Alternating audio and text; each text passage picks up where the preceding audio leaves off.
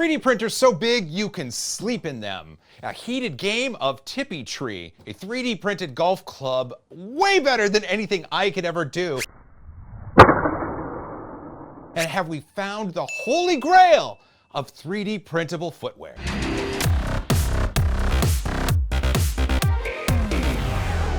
There you are. Welcome back, and welcome to episode 2 of our coverage of RAPID TCT 2021, thanks to SME. Episode 1 was fantastic. We saw all sorts of incredible companies. Sean even put together some really cool little beats in the middle of everything. It was a fun episode, a lot of great feedback, and now it's time for episode 2. We've got BigRep, Polymaker, Parmatech, and LuxCreo. And I'm really excited to introduce you to our first booth visit, BigRep.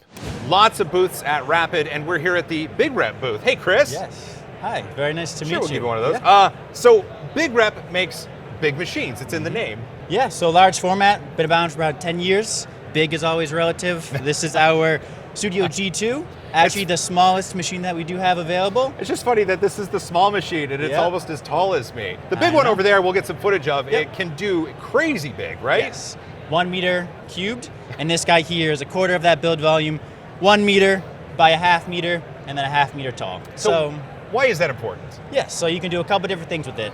Obviously, customers are drawn towards the extremely large parts, but also we have the small parts that we can print at high quality and print off 100 of them all in one go, instead of your usual print farms where you're doing 15 machines and having to switch it over every couple of hours. This can do it for a week straight, 2 weeks straight, depending on how you print it. And it's very low maintenance. You press it, go take a nap, go get some lunch for a week, and then you're good. That's it. Really, if it's a week, we can have sleeps, right? Yes. What kind of materials can go in this? Well, and the big one as well. So BigRep has about a dozen to 15 materials that we have created through our providers, but we aren't limiting you to any specific material that we have. We have an open material platform. Okay. So if you want to have a third-party material that you have prior experience with, go ahead. If you want to use the BigRep materials, where all of our slicing software process settings are set up, you can do that as well. We're more than happy. Great. Besides the machine, you also get the application engineers, their time to talk about projects, talk about solutions. So outside of selling you the machine itself, we're always helping out with applications and solution support afterwards. I know these are expensive industrial machines, and part of what makes the worth there is the support that people can continue to get in case there's issues or they need help with something. And in this kind of industry, relationships are very important. As the materials grow, as the machines grow, we want to be first in line for that next project, for that next machine that they want to purchase. Okay, I'm sure you've got this before, but I think it's interesting enough. What is the largest print you've seen on a BigRep machine? Essentially the 1 millimeter or the 1 meter cubed volume filled up. It was a giant mold. It took a month. It was about 50 kilograms of material. 50 kilograms Yes. and a month of printing. Yes, it took myself and the other techs all of our muster and strength to get it off, and then the shipping guy was yelling at us to try and get this up into a box, and it was something. Had to rent the truck just for that. That's amazing. Okay, so I don't know if you can tell me, but what sort of price range are we looking at for a machine like the one behind me? So for this one here, it's roughly 60,000. Okay, and US. the big meter cube? The meter cubed, that is like our Cadillac. This is our grand finale. So that one's about 190. Okay, Yeah. cool. So then last question, Chris, for you. And I don't know if you've gotten this one before, but if someone is interested in the field of work that you do, how can they go about learning the right things to do the things you do? Sure. So from my experience, I started off with my little monoprice mini, the little 2-inch by 2-inch. Yeah. Obviously, my experience and the machines themselves have grown exponentially. So outside of the usual hobbyist tinkers, there's plenty of forums, plenty of YouTube videos, as I'm sure you've talked to. Plenty of people to talk to. Yeah. It's a growing community and plenty of people that would love to talk about it and just have you grow. I was able to talk to, during some internships, people that were heavily invested in 3D printing. That's what drew me towards BigRep after college. Applied there and have stayed there since. That's awesome. So, Chris, if people want to find out more about BigRep, where can they go? Yep. So first thing, bigrep.com. Makes It will sense. give you a run through of all of our machines, all of our materials. From there are a couple links where you can reach out directly to myself and the rest of the application team. The best thing is if you have a project or a specific file, you want to print on the machine to understand how long it takes, what sort of materials. We can work with you, give that best solution going forward, and then continue that process. That's awesome.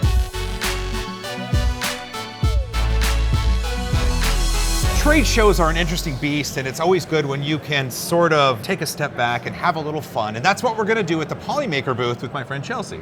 Hi there. Hi, Chelsea. This is Tippi Tree by Devin Montez, and it's a wonderful little game. And I thought we could have a conversation about the Polyterra material it's printed in while we play the game. Absolutely. Let's get started. So I know you're a friendly person, but now you're a fierce competitor, and I wish you the best of luck. I hope you fail. All right. So at this point, Tippi Tree and Polyterra are a really good match, right?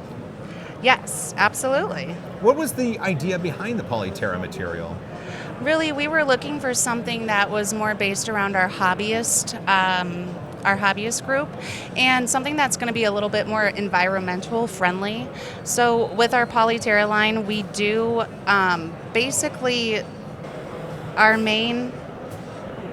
I'm so sorry. Oh, you're dastardly. The main thing with our Polyterra is just really finding a PLA that is going to be environmental friendly, hobbyist friendly, that provides not only amazing colors, but that nice, awesome matte finish. I do like the matte finish. And when we talk about environmentally friendly, what exactly do you mean with this material? So we have customized our main spool to be the cardboard, and every spool that you purchase, we actually plant a tree.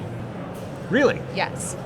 Where is the tree planted? Or do you work with an organization to do that? We do work with an organization, and we have already had half of our goal met already for the year. So we are going in strong. That's pretty fantastic.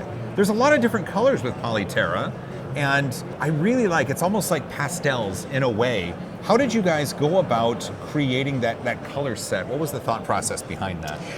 The thought process, especially around our coloring, was nature.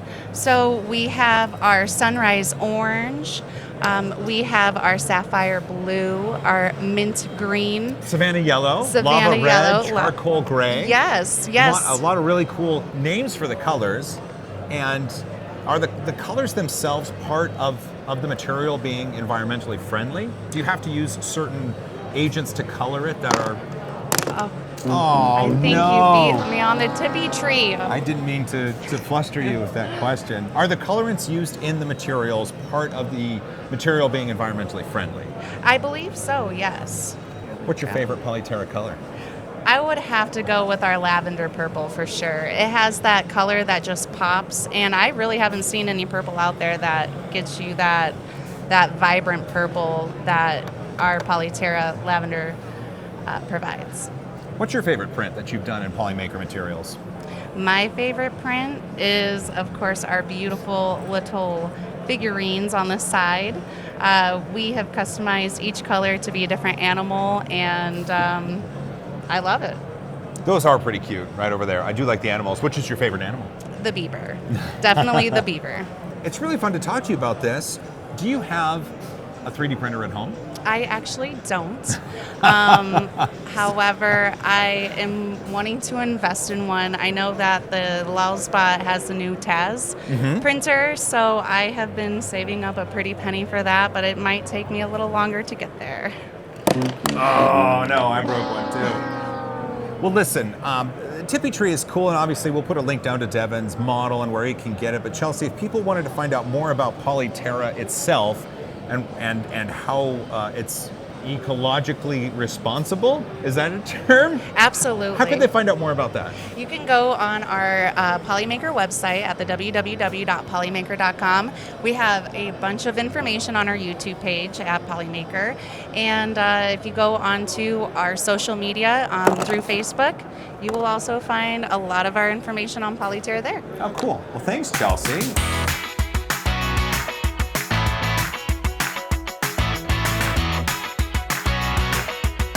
I'm at the Parmatech booth because I was told they have really cool stuff having to do with metal 3D printing. Is that right, Josh? Absolutely, Joel. Cool stuff. Absolutely cool stuff. Okay. Here's some cool stuff that we've done. Here's a divot tool / ball marker that we've been able to 3D print. It's actually 2 different pieces, but since it's metal, we've been able to finish it with a couple of different finishes in there. So you got the nice shiny metal finish, then you got a nice matte finish. Oh, so these are both metal 3D printed? Both metal 3D printed, actually in the same print. So you're able to put those in the same print together, and you're able to get completely different finishes, nice contrast between the 2 different things out of the printer. That's really cool. Well, we talked to your coworker, David, on a live stream, and he showed us this putter. This was neat, and we got to talk a lot about this. And obviously, people can go back to that live stream. But this is 2 different metals, right?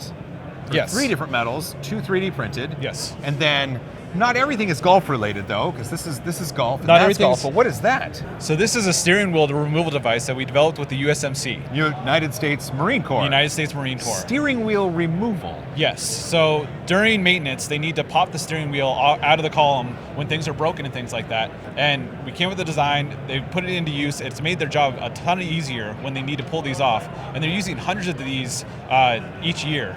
And so to be able to come up with a design, test it out, and get it into production is another thing that we're able to do with the metal printers. And as Parmatech, then you are the print place for the models that the USMC can go to. Yes, they come in with solid models. We're able to put these into the printer, put them through our HP MetalJet printing process, put them through the sintering process. They come out with metal parts that look just like that out of the furnace. What drives someone is to design for something that is metal 3D printed? Because I know that I do a lot of the plastics, I've done resin, but are there design considerations that people need to take into account when designing for metal AM? For our process, ideal part size is about the size of a softball, maybe a little bit smaller. Why is that? Just general strength of the part coming out of the print bed, different things like that. Economic considerations. We can make parts bigger. The putter that we made that you saw a little bit earlier, it's a little bit bigger than that, but ideally about that size is what's going to make most sense economically. So something like this. Yes. What does something like this cost in raw material to make? Something like that, you're probably $5 to $10 to make something like that.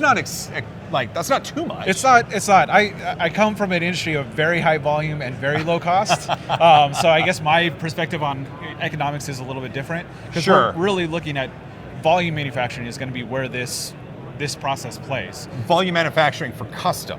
Yes, and looking at tens of thousands of parts, but being able to do that with additive, with all the design freedom that you get with all the other additive processes, that's where Parmatech and BinderJet is ideal. Okay, so you're not just going to make a bunch of golf clubs. Yeah. You're not just going to make a bunch of wheel removal little widgets for the USMC. Like, your goal at Parmatech is to help usher in a new world of metal AM just by being able to take in the right models, make sure people design for the process, and then print them out. Yeah, I think the applications are going to be kind of everywhere. They're in medical, they're in sporting goods, defense, aerospace. I think across all these different industries, they're going to be the ideal use case for these types of metal parts everywhere. Josh, one more question. Yes. This putter right here that David showed me, I see a green here. I think it's only appropriate if we attempt putts. You want to see who? There's 3 balls down here. Are you any good at this? I am maybe an expert, but you can go first. Okay. Yeah. Okay, I'll go first. There we go. Okay. So are you gonna be like the golf announcer and be like, so Joel's at the green. Okay, I'm gonna square up. Am I doing this right? This is a 3D printed putter. I got to remember, right? 3D printed putter. This is cool. It's red the green. Let's see. I got to test it first, right? Ooh, it's weighted well. Okay. And just a bit outside. Your green sucks. Okay, here we go. Josh is going to give it a try. Okay, Josh. All right. Talk us Here through. we go. Talk us through. Line it up. Look at the undulation. The what? The undulation. Okay. You're an expert, aren't you? I am.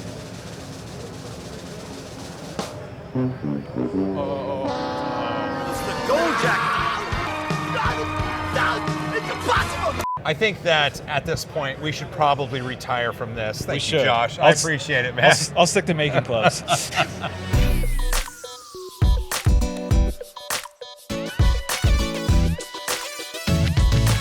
Here at RAPID TCT 2021, lots of really cool companies showing off incredible materials, and that's true with LuxCreo. This is my buddy Raj. Hey Raj.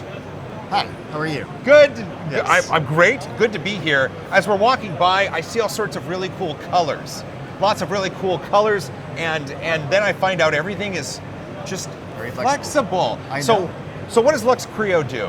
So LuxCreo is our first year out of stealth, but we are a very vertically integrated 3D printing company. We deliver basically automated additive manufacturing solutions to the market through software optimization that's artificially AI engineered. Okay. And cutting edge, bleeding edge materials development. Like this, right? That is this.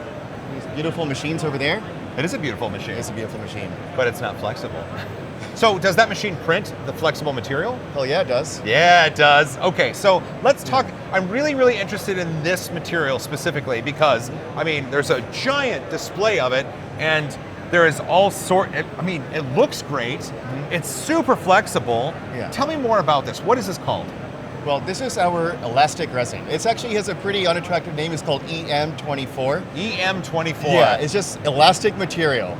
24 is just like, this is the shore hardness. That is how hard the material is. Okay. Right? It's on it's called a short scale.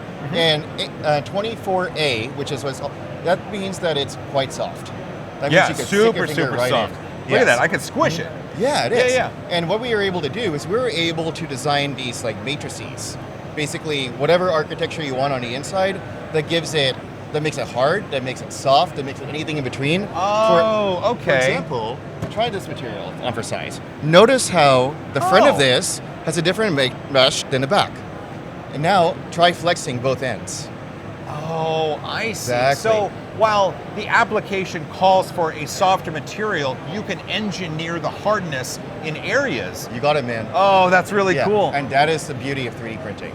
Well, right? sure, but that's the beauty of I would imagine your software, your material, Absolutely. and your machine's able to do this. So imagine a future where you put your foot on a pad, or better yet, you take your iPhone or your Android phone and you just do this, scan your foot, and then what it does is it designs a shoe for you. The software designs a shoe for you. Oh, that's cool. Then you wait 1 day, maybe less, 2 days, and suddenly it's in a box on your doorstep.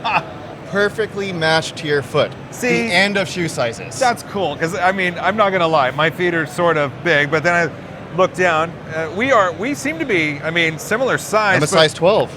I'm 13, but look at that, you've got your material Yeah. on the bottom of your shoe. So Isn't that rad? is this something that people can purchase? Well, that's the goal. So right now, we have done a few limited runs with some of our manufacturing partners in Asia, but we are, and that's in like the Japan market and other places. But we have really strong ambitions to grow this really fast. Like I said, this is our first year to Yeah, I sell. would imagine. You're going to be hearing a lot about us, right? Because we're going to be moving fast. This is insane, This is insane. and I love it. Yeah, I love it. It's a fashion statement. Absolutely. And there are crazy things you could do. So, for example, diabetic shoes. If people who have really bad pain on their feet, Yeah. right? They can barely walk. Shoes that could truly support them. They have to instead they have to keep trying on different types of diabetic shoes with different types of midsoles and different types of supports. Yeah. What if it was all just matched to them? What if a software was able to tell them exactly what they needed and deliver it right there? And deliver it. That's the important Deliver. part. Not just Deliver telling it. them what they need, but Right. actually provide the solution. Right. So that's cool. So we make these materials, but we do a lot more than that. We deliver that solution to the market. Yeah. Software, hardware, materials wrapped around, deliver this to our customers who make this right for you, right for patients, right for the healthcare industry, for the footwear industry, and that's how we transfer manufacturing. That's beautiful. I would applaud if I wasn't holding a shoe. So listen, Raj, there's a lot of information I'm sure that people are going to want to know about your company and what we've talked about. Where's a good place they can go to find out? Go to LuxCreo.com, follow us on Instagram, on TikTok, on LinkedIn. On TikTok. Are We're you on TikTok TikTok. famous? I am not TikTok famous. I Me actually neither. don't. I don't have a TikTok. I do have an Instagram. Oh, okay. But we have a TikTok, and we have a lot of followers. We're growing really fast on that, right? Cool. We have we have headquarters in Asia and in North America, And I think TikTok's even bigger in Asia, so people love us there. That's fantastic. There we go. 4 awesome companies from the floor of Rapid TCT 2021. Big thanks to SME for bringing us out. We had a lot of fun. If you haven't seen episode 1, it and the coming episode 3 will be a part of the playlist that this video is currently on. I'm really excited for you to see the last installment that's coming up soon. And really, if you made it this far, you are awesome. Don't forget to hug each other more. And as always, high five.